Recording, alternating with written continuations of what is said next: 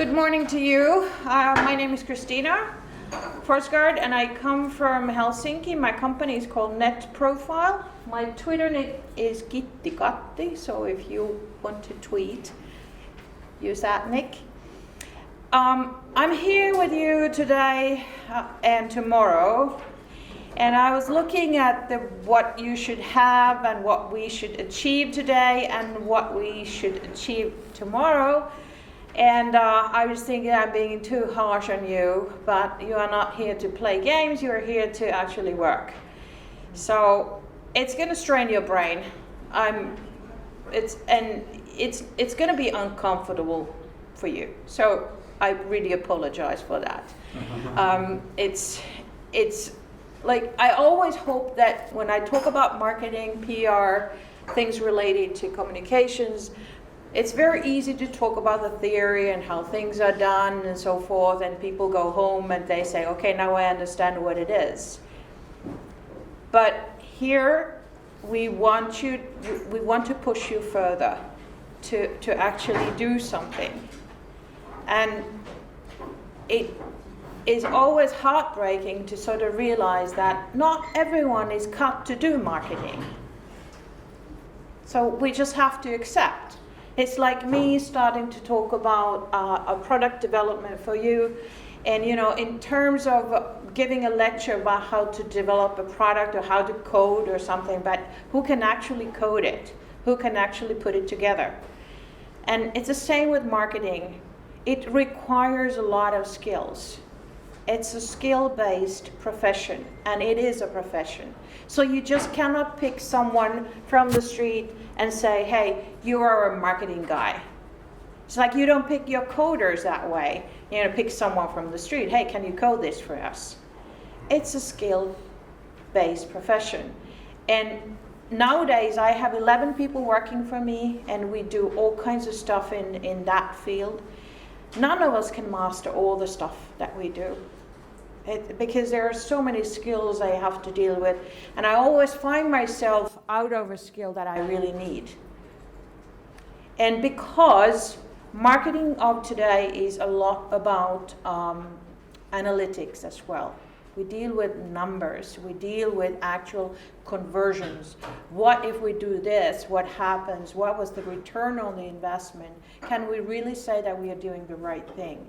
And if we are not doing the right thing, if it's not converting into something, can we say that by changing this we will get it better? Because there are so many variables in there. And when I was going through your company pages, your social media footprint, I realized that you all have very good stuff already. But the devil is in the details. Because each and every one I could say, hey, you had a problem with that. That's not working. Hey, you had a problem in there. Whether it's visuals, whether it's your site that doesn't really cut it, whether it's just the wording of things, whether it's the basic message that people don't get, whether it's, and I urge you to look at some of the links that you have, basic links to your social media sites. Some of them are not working. The profiles are not there.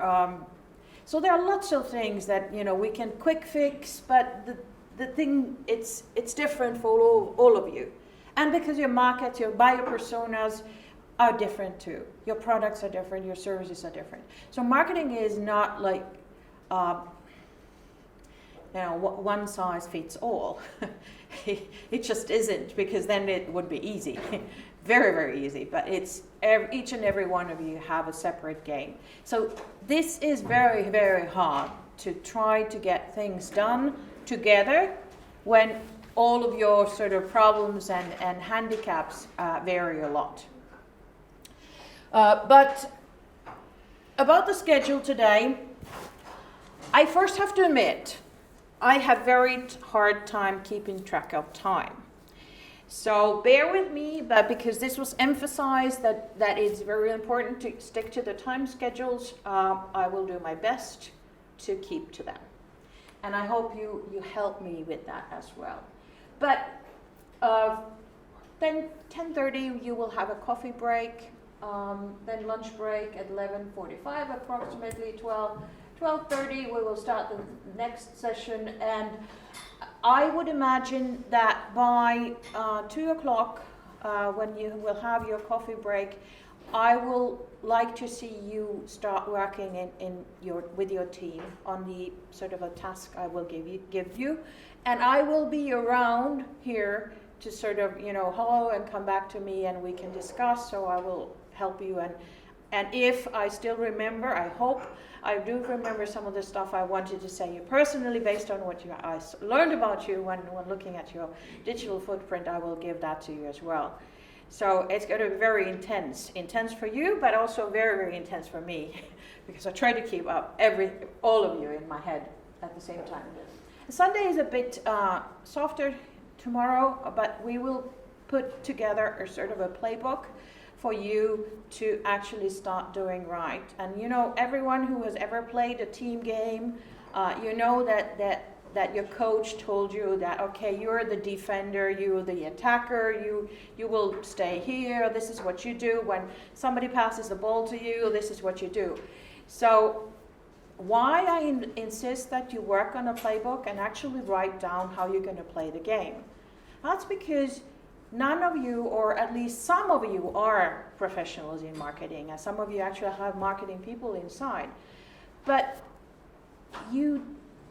no matter if you don't have the skill to do it, but there's a lot you can still do it just by doing certain things. And I started to learn social media by just creating a totally berserk project for myself. But I wanted to create a routine. And that's why I want you to have a playbook so that you create a routine for yourself. Because routines are something that you don't have to think. They just happen automatically. So once you have that routine in place, you are almost 50% there. Because most of the time, people just forget to do stuff. And they don't think. And you don't have to think sometimes. Making marketing easy. You don't have to think. Just do it. So my project was, and anyone can copy this if you like, but it was a very, very personal sort of thing, because I wanted to learn to post and use social media in a way that I don't really have to think when I use it, what I use it for, because it's in there, in my spine. It just comes out. So every morning I made the first decision, hardest decision. Like today, I was already asked, why do I have a Facebook hoodie? Just because I like hoodies when I'm working with startups. I don't like to look like a corporate gal. So I like to look more like everyone else in the audience. But yes, I visited Facebook the other summer and actually met with Mark as well. So it was cool. So I get to have some bragging rights here. So, but the hardest decision is to find a shirt, right, in the morning, the one that this is cut for the day.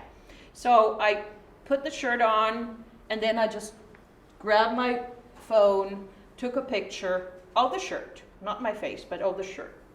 And my program was that every day I post a picture of my shirt with a short capture, like, why I have this shirt, or what are my thoughts for the day, or what are my plans for the day.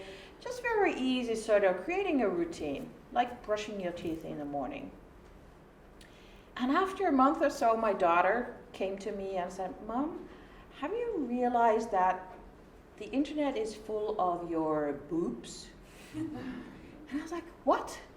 And then I started to look at the pictures, and once you have them all aligned, like 30 pictures, and you look, it's just boobs. And I said, okay, but then again, how to be hot, how to be cool, what works. Sex always works. So yeah, people were sharing them for boob reasons or for other reasons, so I don't care, because it was a project for me to learn. Money always works, and power.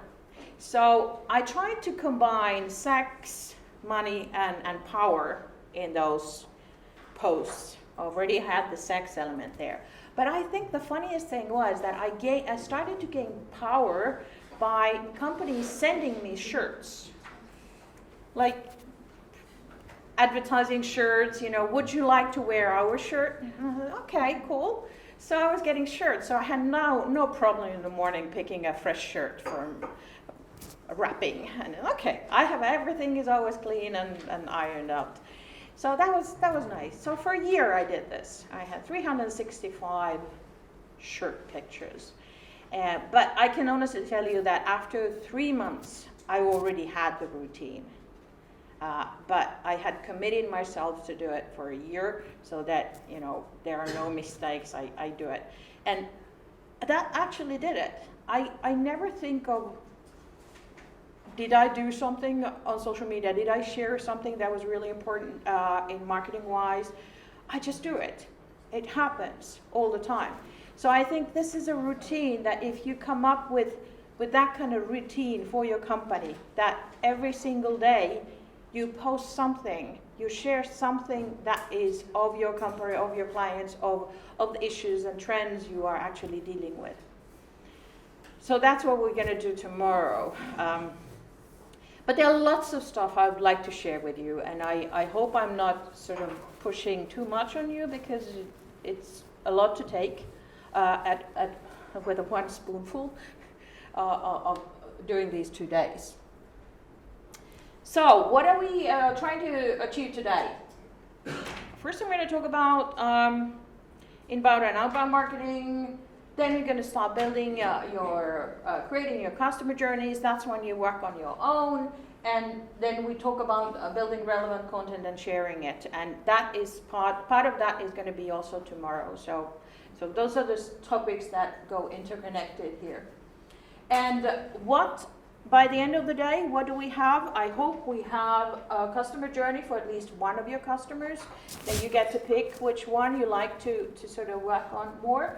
But I realized that I was talking with Dan, and he said that you already worked on your buyer personas, and some of you have them well thought, and some of you already have plenty of customers, so you do have a lot of information about your customers, and you understand what they need and what they want.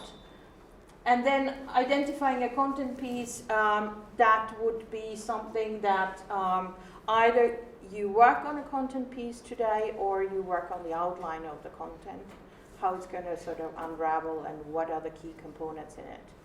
And that's hard. This is really, really hard. We could basically work on the content piece for 2 days, and still it would not be there. So very ambitious goals, very, very ambitious. What I'd like to do now is to sort of give very, very short sort of, who am I, where I'm here, and then I want you, not all of you, but by teams, pick who would be the one to come down and write about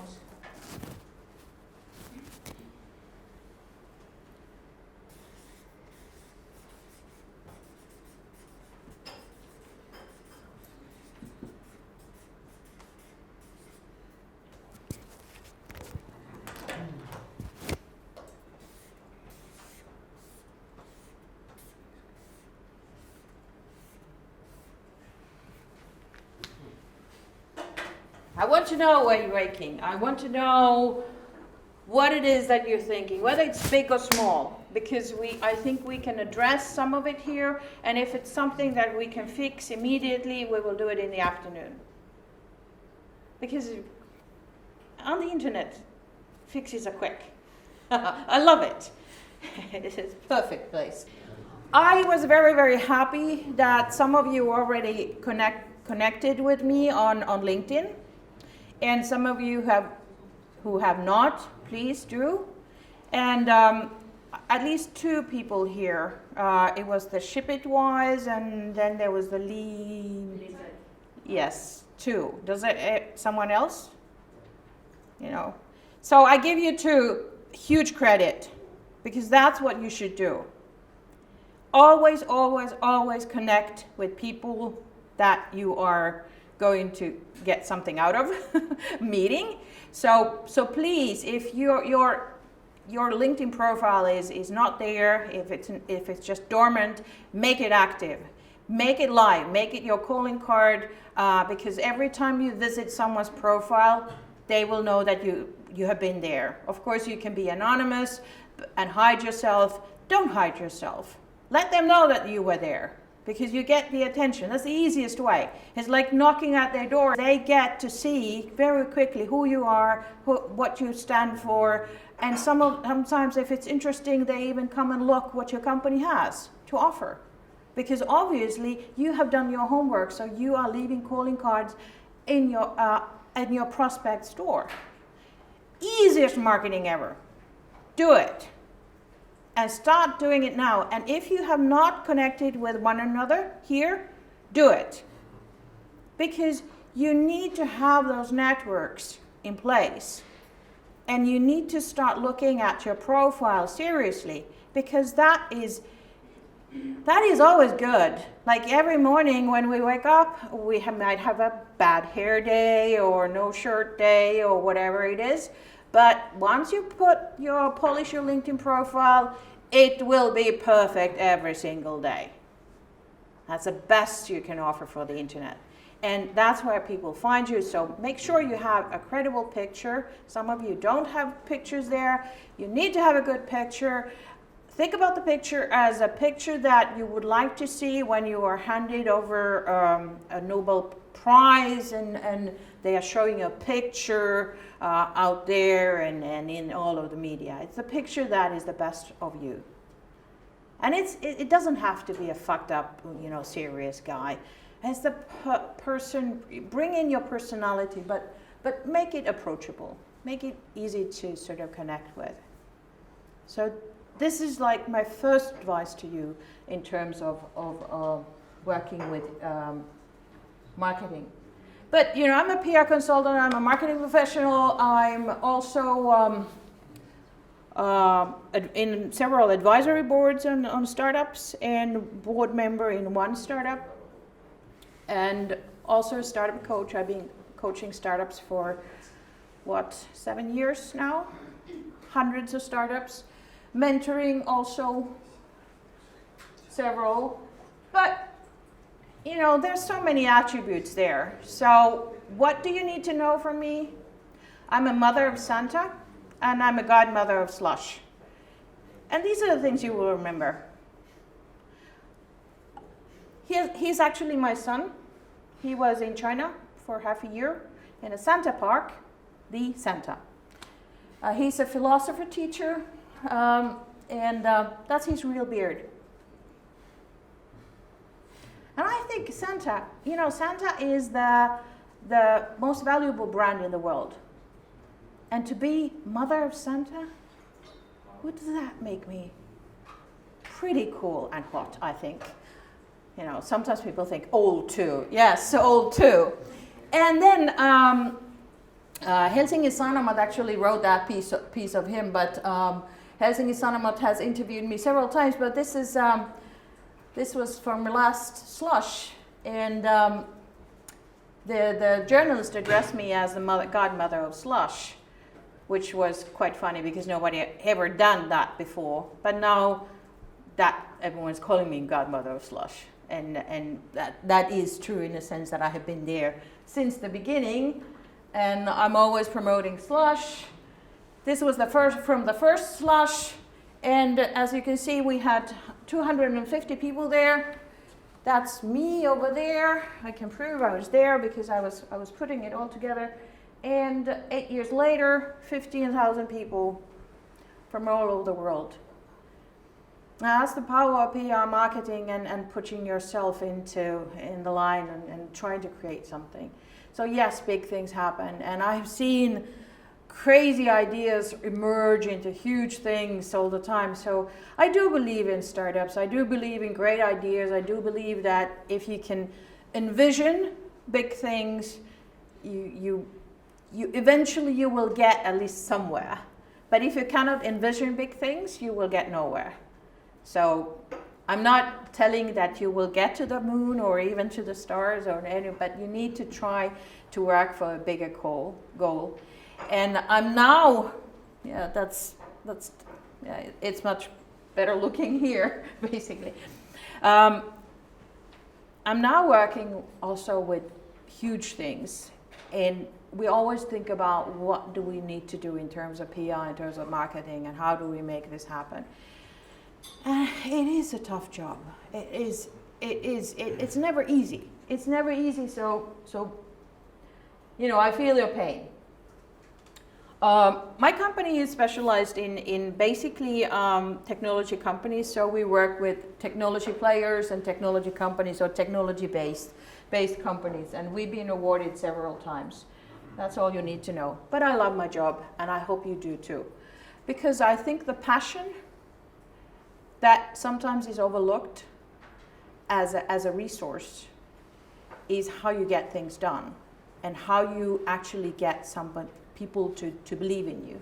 If you don't have passion in what you do, if you don't talk about your baby, your startup baby, or your company, like I'm in love with this company, you need to be really much in love so that every single day you talk about the stuff that are related to it. So, and why do I emphasize this? Because there are so many people, some of you have been in corporations and other businesses as well. And the reason you became a startup entrepreneur is because you just wanted to quit the bullshit. And you wanted to do something that has more meaning in it. But do you also realize that you need to shift gear? You need to start pushing much harder. So there's nothing like, there's no working days, there's no 9 to 5s. It's 24/7. It's always thinking about it in the beginning. And why you do it? Because you love it. It's like your kids, it's like your pets, they're always there. And I think that the greatest sort of a resource that we have is in any startup is the passion. And you need to have the whole team working with the passion as well. And so are you. So you are the single most important ingredient in amazing PR and marketing. That's you. And that's why your profiles on LinkedIn, your personal profiles on Twitter, your personal profiles on Facebook, they are all your assets. So make them look good, because all of your companies look quite good. I'm really impressed by how you put them together. But most of you don't look good. You as people in your digital profiles. You can do better. That's because people trust people, people want to connect with people, use that, leverage that, make sure that you look good. So, a couple of definitions, and then I want you to write down your pain. This really explains some of the stuff that you are being taught. Personal selling. You had your weekend with selling, but personal selling. I am a great lover. Just trust me, I'm a great lover. Advertising. That's repetition. I'm just pushing and pushing and pushing. And by the end of the day, you might buy it or you might not. Public relations is when somebody else tells you that she is a great lover. And branding is when somebody actually has understood that you are a great lover, come back to you. So the branding has actually worked. I think there's a very, very simple slide to explain very complex words who usually are misunderstood in many ways. And when we move on to talk about marketing and marketing today, I think it's very important for you to understand that the shift from old world to new world has been really quick. Even marketing professionals who have been in this marketing business for ages. Some of them say that, okay, I've been here for 15 and 20 years, I know my shit in marketing. Why am I out of a job? Because you don't know what marketing is of today. The shift is dramatic. And why I think this is good for you? This is good for you because not only the disruption that we see with digitalization, new kinds of services, app world, a lot of the apps, Airbnb for cars, Uber, all of that, you know, the story. They are disruptions. And at the same time, because a lot of things are changing, marketing has changed dramatically. So the old guys are out of the game. Even though they have a lot of money, they don't know, they're putting in money in the wrong places. They don't know what kind of marketing works today. So that makes it much more easier for you to do it right and actually disrupt even more. And yes, marketing costs a lot of money, not as much as it used to be. So if the old guys were to do things smartly, they would still rule to a certain extent. But they are not doing it smart. So there are disruptions coming from different reasons and different angles. And I think this is what makes it so interesting for startups, because just by doing things smart on the marketing side, you can achieve much more with less than the old guys with huge budgets. But traditional advertising doesn't really work anymore. So we're going to talk more about the inbound marketing. But now, your pain. Please, you can start. Write down your pain.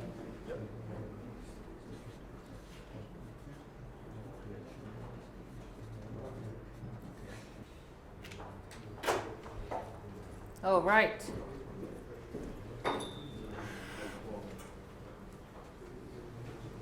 At least in two places, I see the word trust. Yeah, and you also know that it's long-term game.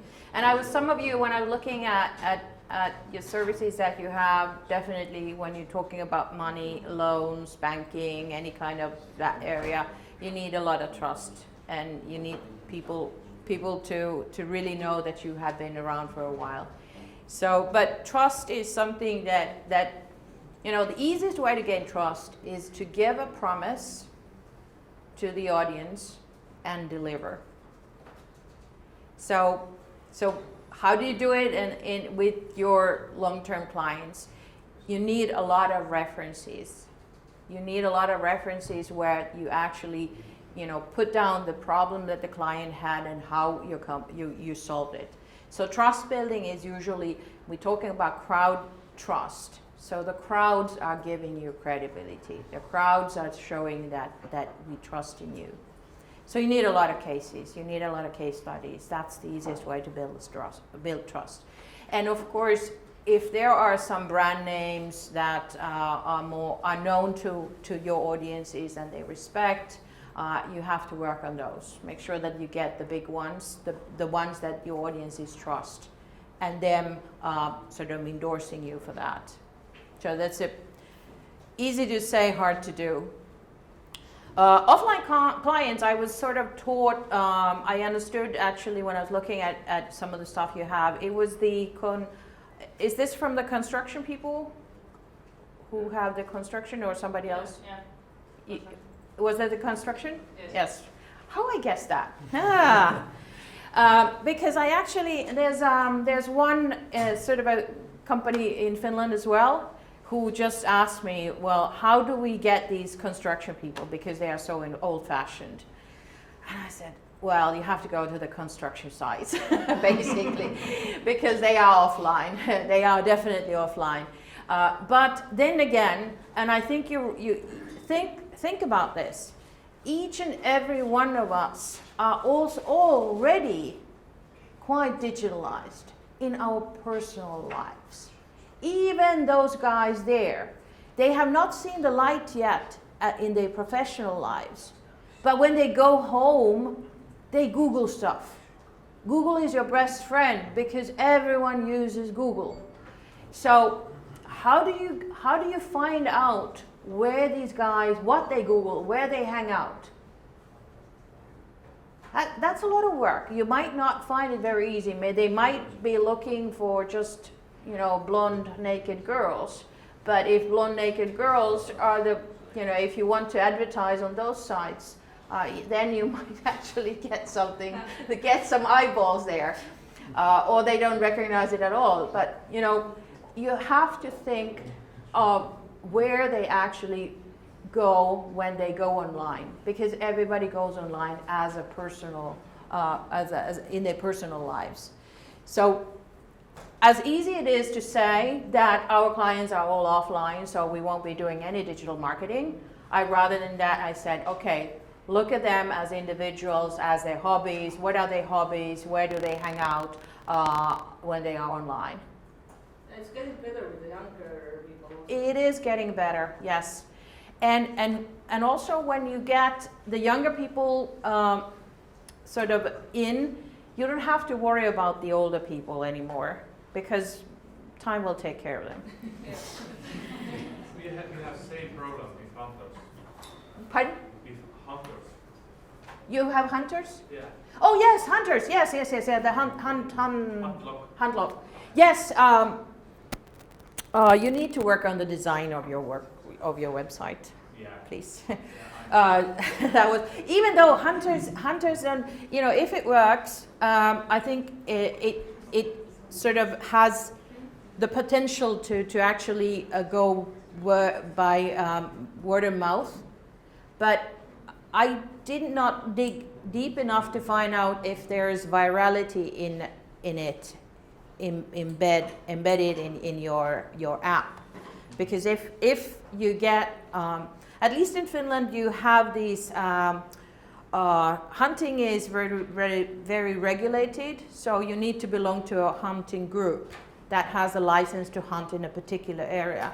But these people, they have their own Facebook groups, and you can actually market through those, and also magazines. Yes, magazines and journals also. Yes. Magazines and journals. So you might want to look at how are the other vendors who are selling them guns, gear, shoes, whatever, red hats, how are they doing their marketing? Just try and see how they catch them up, and because that could work. Learn more from comparison of our three markets. What markets are these three? Outbound, it's a peer-to-peer car sharing, and we're operating in Estonia, Finland, and Latvia. And we'd like to more, at the moment, of course, we are already trying to learn from different countries' experience, but to do that even more. Was that the Airbnb for cars? Yes. It's a hard concept. I was just in a panel of judges, and we were listening to pitches, and there was one that was pitching Airbnb for boats. Mm-hmm. And we turned it down completely because we just didn't, nobody trusted in it. And I find this very, very hard. How is it working already? It is? Yeah, amazing. Just, I love to be proven wrong. Yeah, we have over 800 cars and over 11,000 users right now. Are they mainly in what markets? Sorry? In what markets? That's the total. That's the total. Okay. Because I think you would need to understand how people feel about their cars in particular markets. Mm-hmm. And if you go to Finland, or if you operate in Finland, most of the good cars are company-owned cars, so you cannot let them to anyone. And if you have invested a lot, your own money in your car, you usually don't want anyone else drive it. You are very reluctant to even give it to your kids. So the cars that actually would work here are the cars that nobody would like to drive, not even the owners. So it depends actually, because when we started. Is it changing? When we started in Finland, and I press review what they are so far writing about car sharing, and it turned out that actually car sharing had the most positive feedback from journalists than in Estonia or any other neighboring countries. It had the most number of articles written about car sharing, and I didn't find any articles that were like completely negative. There were some that were critical and bringing out different sides, but most were very positive. And yeah, what we've learned so far is that, for example, in Latvia, people are Googling and finding only brands. They are not, they're like a little bit less developed in the sense that they don't understand that behind the brand you can actually just Google car rental, for example, and see all the differences, but they know that there is one brand and then they completely link it together. Yeah, okay. And, but Estonians are more independent, and they see that in Finland it's even more developed, that people know that brands can be tricky and that you actually have the power of decision and choosing between the different brands. Okay, good, good. Of all of these things, I think we're going to touch some of these points at one stage or the other. So I'm not going through all of them right now, but start talking about some of the stuff that will most likely help you with that, or answer to some of the questions that are there. It always strikes me when somebody says they have no budget. Because for everything important, you need to have a budget, or you find the money. So it's a matter of willpower as well. I like to define the word strategy, tactics, and operations, because people usually talk about strategy when it's not strategy at all. But what I've learned so far is that you have a biz strategy in place. You just have some kind of a roadmap how you're going to go with your business and what it is that you're selling. You have your value propositions ready, right? Is there anyone here who doesn't have a business strategy in place? Or value prop? Not there? Nobody dares to say anything. Okay. But how is marketing strategy related to this? Well, it just tells you how you're going to move this shit. How you're going to get there. Because business is about moving stuff, moving forward. So how are you moving it? So marketing strategy is all about what you are doing to make your business strategy work. Because most of it is making a market, and more important, serving different stakeholders that you have around you. So it's moving, it's movement, how you're going to move, and how you're going to serve. And I think this is the word that we should really, really look into. Modern marketing is about serving. And if you don't serve your market, they ever hear of you. Nobody hears of you. Or they don't hear you because you are advertising or you are yelling at the market, but they want to be served. And at least in Finland, there are lots of the mindset usually is that marketing is something that we can either do or not do. It's like Hamlet, to be or not to be. So, okay, let's do it or let's not do it. Okay, we decide not to do it because we have no budget or no idea how to do it. If you don't have any idea how to do your marketing, you have no idea how to do your business and move it. That's simple as it is. But how you do it nowadays is that you think of it as a service. Your marketing is your service. And that's what gets you going. Because at least, I hope, in some of us, we like to serve. We like to think that I'm doing a service for you. So I'm doing a service to you by telling you that I have this thing. Would you be interested in talking a bit more? And when you are passionate about it, you are passionate about serving and finding the people who you can serve better. So it's an attitude behind the whole concept. And once you sort of love the idea of serving, you end up creating the skills,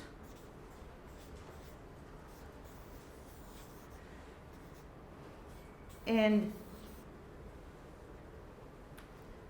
because a lot of people think that marketing budget is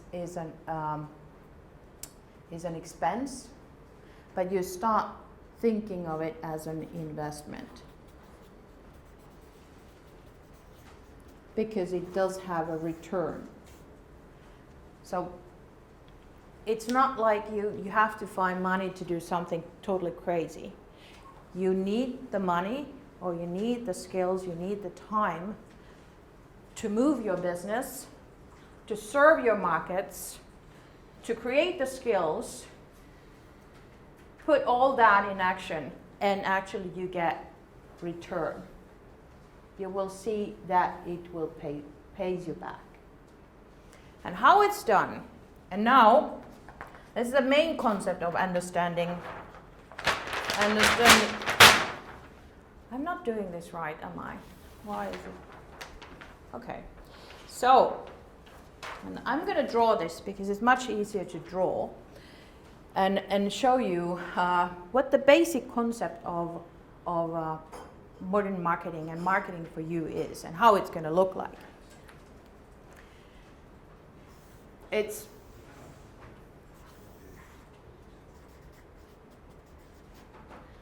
your website. That is the place where things start to happen. That's where you want people to come to, because you can work on it, you can make it look really, really good, you can put your value prop there, everything is here, but you want people to find this. This is where you want to be, you want to interact with people.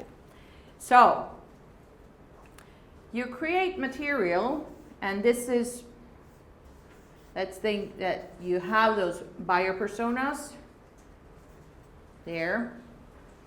Let's see that your buyer persona is a teacher, headmaster,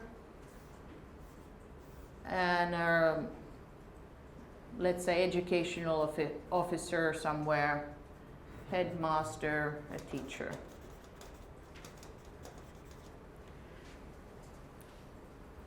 You create material for those buyer personas.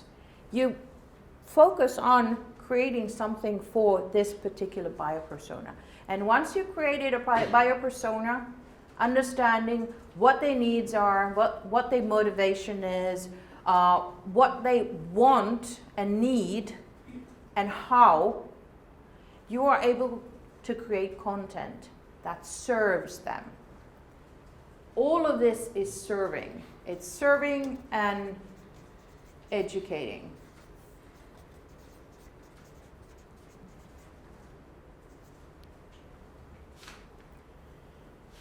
But because they don't know the name, I tried to memorize some of the names of your companies, but it does get sort of cluttered because there's so many new names, you don't get it, and take some time.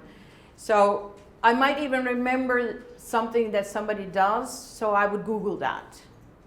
And still I would not find the company because it's not a search engine optimized, the site, in a way that I would actually, with the thing that I remember that you do, that I would actually find it. So you always have to think of search engine optimization so that you actually use words, phrases, that's how you create the content, use words that people search. That's very basic of understanding. Create content for someone, serve and educate. Like 5 tips to do it better. 5 tips or 3 things you can learn from this. Those are really, really clear examples of creating content that has a catching line, trying to have this serving attitude and also educative component in it. So, and use words that people actually search for. But still, search is okay, and search works. So think about search as a primary tool to make sure that your content is aligned with people's needs and worries. But not everything starts with search.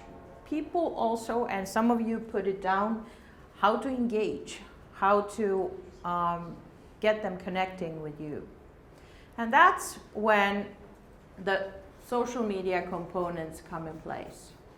You have Facebook, you have Twitter, you have LinkedIn, you can have Snapchat or Instagram or whatever it is. I'm on 76 or 5 different platforms. If you go to China, you need to do something else than those. You need to do Weibo, you need to do all kinds of other stuff.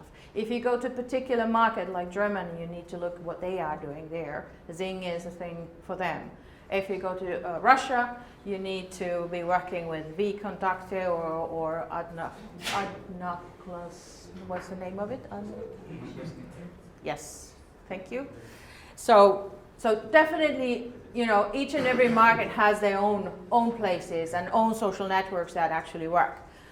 But not all of you even had these things in place on your websites, where you tell them, if you like what you saw on our website, follow us on Twitter, follow us on Facebook, follow us on LinkedIn.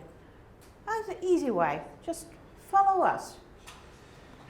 Okay, so let them know that you exist on these platforms. But then, and now, you create content here, you also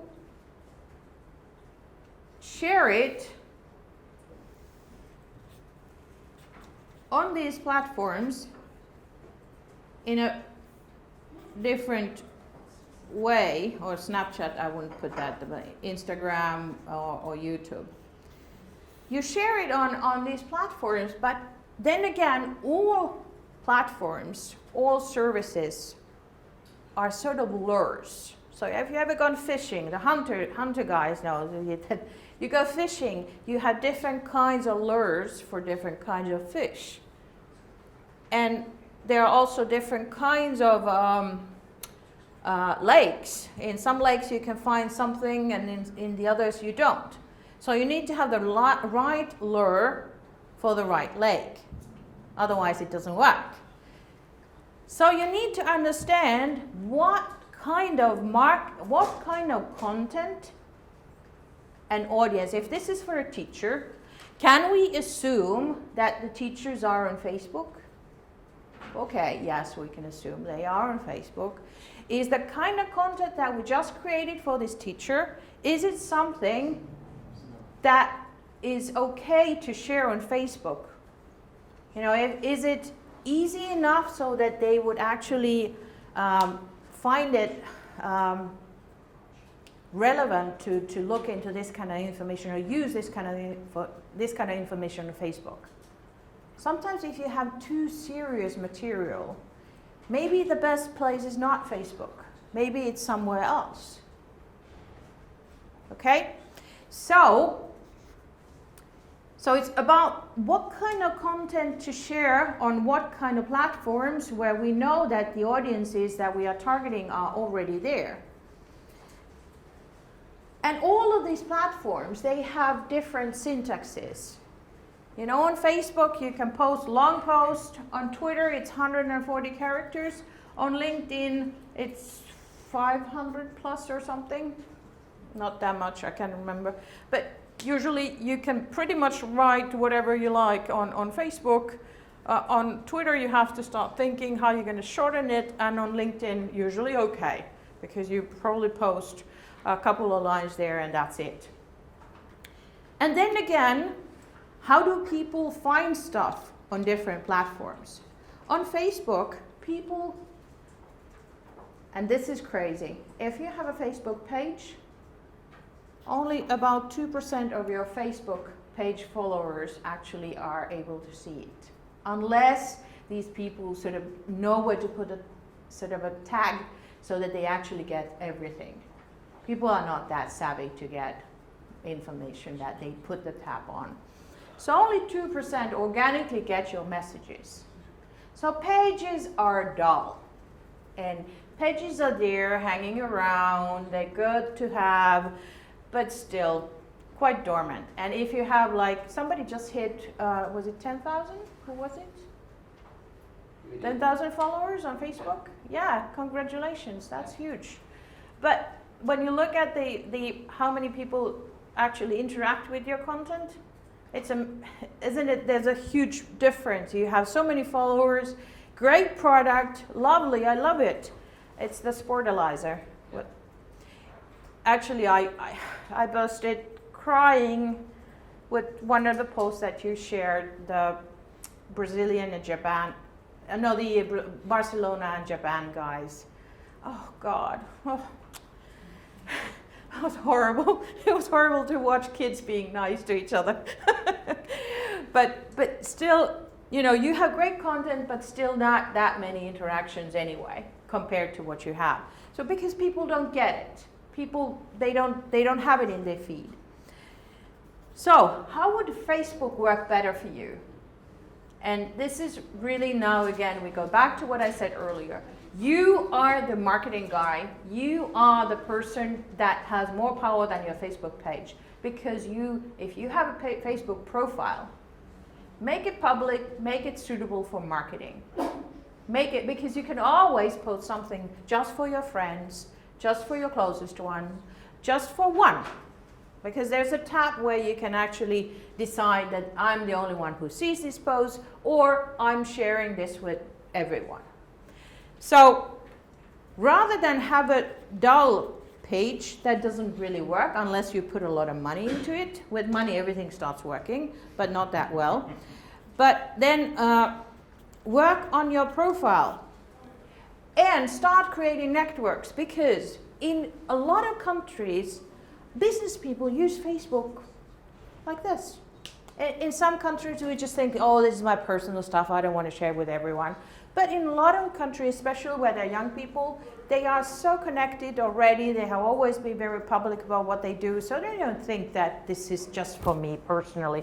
They are sharing their life with the rest of the world and they're happy about it. So once they start meeting people in business, they just, okay, let's do Facebook contacts and that's it. So they're very, very powerful. And people, even though you don't even get all the stuff from your friends on Facebook in your newsfeed, you still get much more than from a page.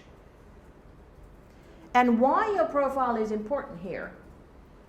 It's because Facebook actually is very good with groups. So if you want to create a place where your audiences can engage with one another or have some peer support as well, or talk about these things, or talk about issues like hunting, but there are already groups about hunting. So you can go to the groups where they talk about hunting, but you cannot go to a group with a page, because in a group you can only act with a profile. So that's why it's important that you have a good profile on Facebook that you can use publicly in groups as well. And you can interact with people. And for me, Facebook is very much a business tool. I'm connected with all kinds of people on Facebook. And the easiest way to get people to notice something is that I just message them very shortly. In Finland, I even message members of the parliament that are in my network, just short comment, and they usually reply. Much faster than with emails. Emails are dead. You send serious stuff with emails, and they just go to a black hole. But on Facebook, very easy, very sort of timely in a way that people feel that they don't have to write a full story there. It's just a couple of words and you get stuff done. So fix that for yourself because it's really important to have that. Also, hashtags. Hashtags start with the hashtag and then you have like rocket sales or whatever it is, or hashtag startup or whatever it is. Hashtags work on Facebook, but people don't really use them. But hashtags are all about Twitter. So if you share content on Twitter without hashtag, not good. Dead. Forget it. Content on Twitter without a link to another content, don't do it. You can, or unless it's conversations, but always share something that sort of ties back and can be tied back to your site. So you're trying to share from here and bring back to the same content. So when you do it on Facebook, you of course have the link as well to bring it back to that content. So you want people back to your website. And same with LinkedIn. On LinkedIn, hashtags don't work. So don't use them there. Looks crazy. But then, and this is where it gets really, really interesting because, of course, the platforms are very different, the networks are very different, the syntaxes are different, and the promotions are different. So on Facebook, you can do promotions for your page content, or you can do advertising there, okay? That works. But on Twitter, and I find Twitter really, really, really good, especially in B2B, because on Twitter, has any one of you done Twitter promotions? None? Okay, some. Have they worked? Not that well? Not that well, because the algorithm at Twitter usually what it does is that as we have like customers from all around the world, then they understood that the traffic is coming from India and then they forwarded all the traffic to Indian markets, but we wanted to target actually US. But with Indian it's just that they kind of like click whatever they see that is promotional and they click it, so we got like a really false information or false clicks in this sense. Oh, okay. Well, but on Twitter you can do that. The promotions can be done in various ways. So one of the ways to actually make sure that you don't get Indian clicks that are not working, just eating up your budget, is that you find, okay, let's talk about the hunting thing. I don't know is there a hunting magazine on Twitter that you would know? I am not. Okay. There might be, usually magazines and media outlets, they have their Twitter as well. And on Twitter, they have, of course, audiences. So you can basically, what you can do is, you can just tailor your Twitter to the followers of particular media. So it doesn't show up for anyone else besides the followers of that we media. did that, and they were developers, but they were not converting to users. So it was just, we did that. We tailored our campaign to very specific and those, what do you call them? Keywords, hashtags, followers. There must have been something wrong, but it's sometimes very difficult to pinpoint what was wrong, because there are so many variables here that it starts with the message that you have, it starts with the link, the hashtags, and then when you go to the promotion side and you look where you're going to put it, when you're going to put it, how much money you're going to put into it, the options are endless. Basically, you can get all kinds of combinations. What we usually do, we do A/B testing. We do A and B. And what we usually do, and I think this is really important to understand, if your content flies organically, so without promotions, so you might want to do this kind of capture with these kinds of hashtags, with this kind of a link to certain thing, certain content, and then you do a different kind to the similar kind of to the similar content, and then you see which one performs better, and the one that performs better, put money in there behind it, and then think really carefully who you want to promote it to. And if it's not working in a day or two the way that you want it to work, cut it. Cut the campaign and make changes to it. But the problem usually is that if you take pure content without any organic reach yet and try to just put money into it, usually you just end up wasting your money. So make sure that you promote content that is organically also flying, because then you get a much better return on the investment. So, and then let's talk about just the three of us, three of these three platforms, and LinkedIn. If you put it on LinkedIn, of course you have your followers, but you can also target by country. You can also target by profession. You can also put it on different groups. You can start a discussion of the topics there.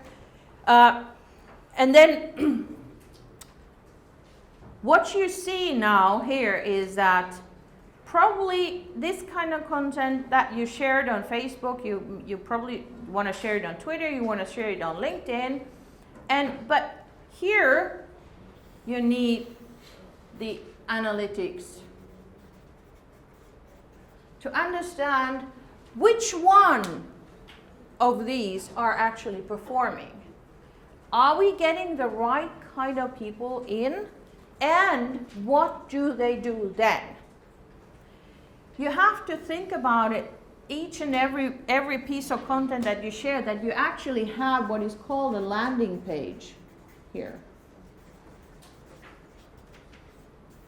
Yeah, and landing page is a page where they, of course, click in. They find, hey, this is interesting.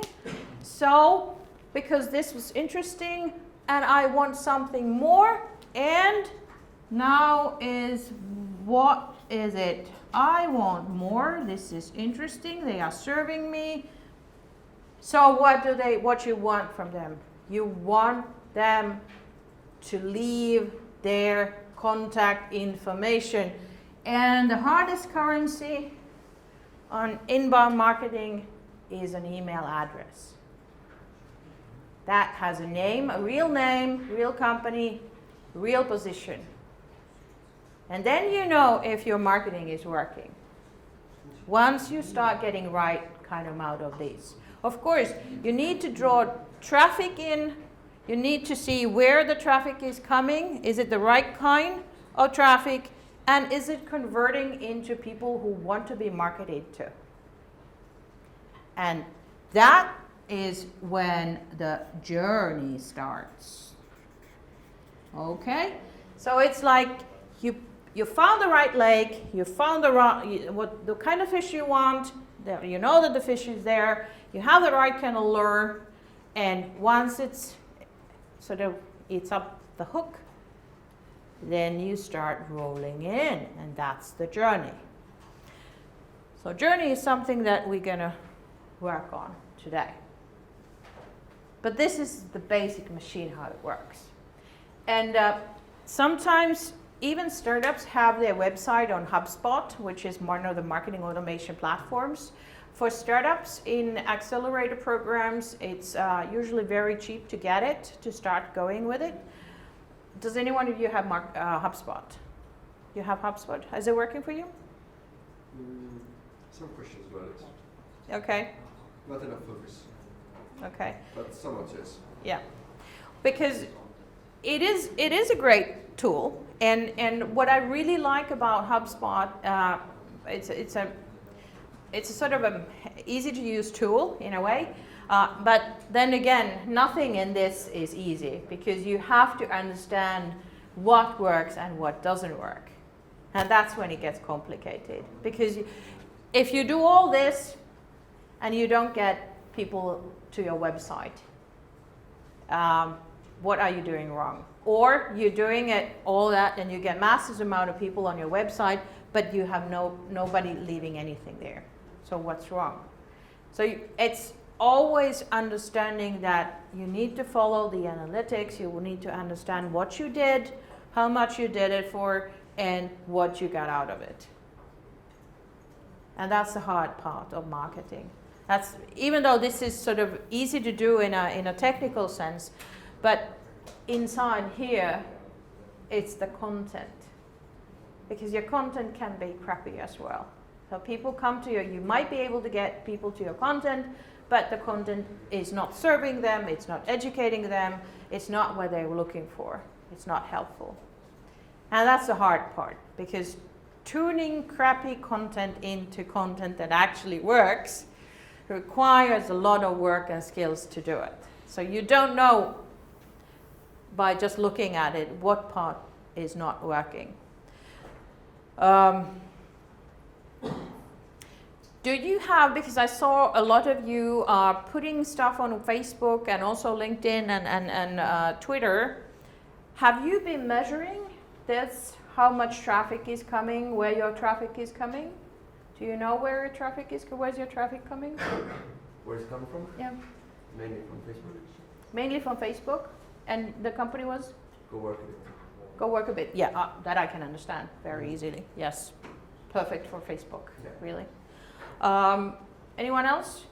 Facebook, Wait. Instagram. Facebook, yeah, that I can understand it. Facebook as well. Facebook as well. Mostly for us sharing it.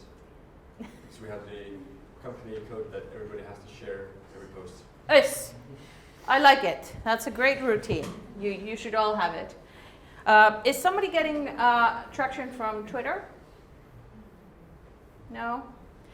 Okay, I need to stress the importance of Twitter. Even though Facebook is really, really great, but why do I want to stress Twitter? Twitter, because journalists are on Twitter. And sometimes you might even make a promotion so that it's not tailored to your buyer persona, but it's tailored to attract journalists. Especially when you have news to tell or a great customer story, because journalists are always looking great customer stories. So you can use this to attract media and get their attention. And that works quite nicely. A lot of the times people are now saying that we are not sending press releases anymore through expensive distribution channels, because they are. Trust me, I just used 3,000 euros for a PR Newswire for one of my clients who wanted to have the PR Newswire distribution. So 3,000 euros is definitely, and time. Yes, thank you for the time. I'm looking at the time. So people don't want to, they rather see that, okay, rather than spending 3,000 euros on press release, which journalists usually never pick up anyway. So why don't we put stuff on Twitter and target journalists? So the pieces of information, the piece of information is on our website, and it will be on their stream. That's cunning. And what the most cunning part here is that sometimes they think that it's much more fun to pick it up from Twitter rather than from a press release. So you are also helping them to feel good about themselves because they did something good. They found it themselves. It was not pushed, even though it was pushed. So this is basically it. So now it's time for your coffee. And once you come back, we will carry on with talking about marketing strategies a bit more.